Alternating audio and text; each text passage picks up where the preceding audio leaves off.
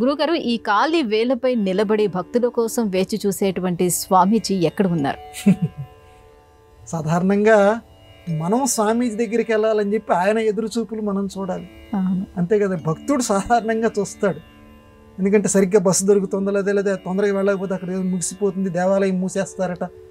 ఇట్లా మనం ఆ స్వామి కోసం ఆయన ఎదురు చూడాలి. కానీ స్వామి ఎదురు చూస్తుంటాడట ఒక చోట. నా భక్తులు వస్తారేమో, నేను సరిగ్గా కనపడనేమో అని చెప్పి ఈ కాలి బొటన వేళ్ళు ఉన్నాయి చూడండి, ఈ కాలి బొటన వేళ్ళు ఎత్తెల్లా ఎంత నిప్పమ్మా.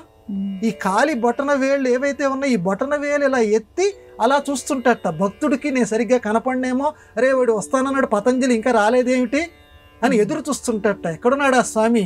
చక్కగా మన తెలుగు దేశాల్లోనే ఉన్నాడు, వెళ్ళి సందర్శనం చేసుకోవచ్చు. బాపట్ల భావన్నారాయణ స్వామి విష్ణుమూర్తి యొక్క అవతారం. ఆ భావన ఎంత చూడండి, ఆ స్వామికి ఎంత దయో, ఎంత కరుణార్ద్ర హృదయుడో ఆ స్వామి. భావన్నారాయణ స్వామి కింద ఆ బాపట్లలో వెలిశాడు. ఇప్పటికీ వెళ్ళి మనం దర్శనం చేసుకోవచ్చు. ఇలా బొటన వేళ్ల మీద నిలబడి ఆ స్వామి భక్తుడి కోసం ఎదురు చూస్తుంటాడు. భావనారాయణ స్వామి ఏంటండి? నారాయణుడు అంటే మనందరికీ తెలుసు విష్ణుమూర్తి అని. భావన్నారాయణుడు కేవలం భావించినంత మాత్రాన మోక్షాన్ని అనుగ్రహించేటువంటి స్వామి ఎవరైతే ఉన్నారో ఆయన్ని భావన్నారాయణ స్వామి అంటారు.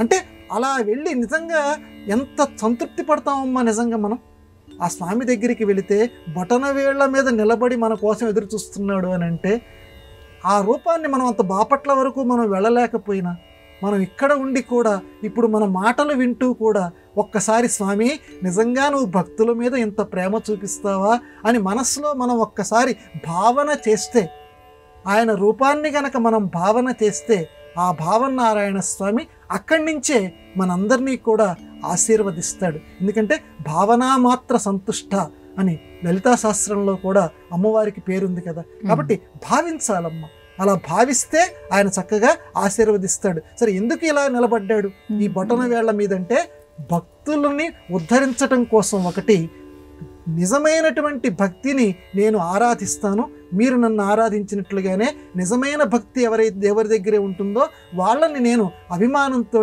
వాళ్ళు కోరింది నేను అనుగ్రహిస్తాను, వాళ్ళకి మోక్షాన్ని ఇస్తాను అని చెప్పటానికి, మరింత మన హృదయంలోకి చేరువ కావటానికి బొటన వేలు మీద ఆ స్వామి నిలబడి ఎదురు చూస్తూ ఉంటాడు. ఆయన సందర్శనం అందరం చేసుకుందరు గాక.